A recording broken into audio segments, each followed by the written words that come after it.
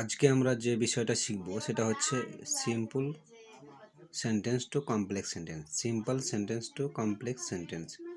এই simple sentence থেকে complex sentence করার যে নিয়ম সেগুলো আমাদেরকে আজকে শিখতে হবে। যেমন রুলস 1, যদি সিম্পল সেন্টেন্সে যদি বিকজ অফ থাকে তবে বিকজ অফ এর পরিবর্তে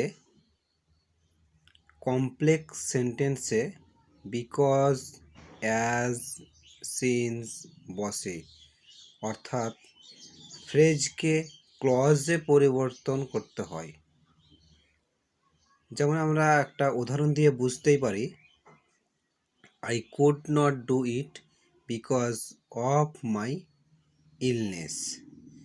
এখানে তাহলে বিকজ অফ আছে, তার মানে আমাদের যে নিয়মটা আমরা যেটা পেয়েছি যে বিকজ অফ থাকলে কি করতে হবে। সিম্পল সেন্টেন্সে যদি বিকজ অফ থাকে তাহলে আমাকে কি করতে হবে।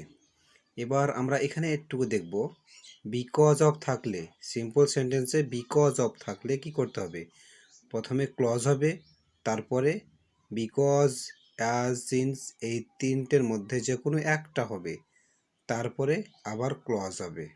এবার আমরা অ্যান্সারটা দেখে নিব একবার। তাহলে দেখো, প্রথমে যে ক্লজ ছিল, ক্লজ আছে I could not do it, তাহলে এতটা আছেই। দেখো তাহলে ক্লজটা আছে। এবার যেটা ফ্রেজ ছিল এই বিকজ অফ মাই ইলনেস, এটাকে আমরা ভেঙেছি, ক্লজে করেছি। তাহলে এই বিকজ অফের পরিবর্তে বলেছিলাম যে এটা আমাকে বিকজ এবং অ্যাজ এবং সিন্স এই তিনটার মধ্যে একটা বসাতে হবে, আমরা বসিয়েছি।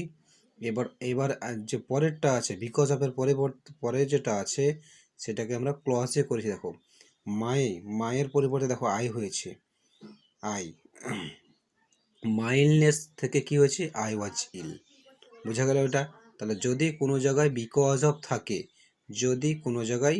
অফ থাকে সেন্টেন্সে এবং সিম্পল থেকে আমাদেরকে কমপ্লেক্স করতে হয়, তাহলে কিন্তু এই নিয়মটা আমাদেরকে করতে হবে। কি করতে হবে, যে প্রথমে যদি বিকজ অফ থাকে তবে বিকজ অফের পরিবর্তে কি হবে, অ্যাজ, সিন্স, বিকজ এই তিনটার মধ্যে একটা বসবে। হ্যাঁ, এবং যেটা ফ্রেজ থাকবে ফ্রেজকে ক্লজে পরিবর্তন করতে হবে।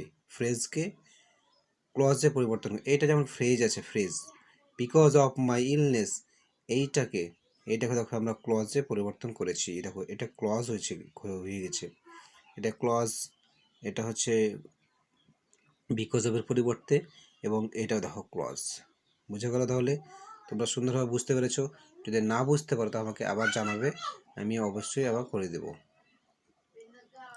তাহলে বিকজ অফের পরিবর্তে এগুলো করতে হবে।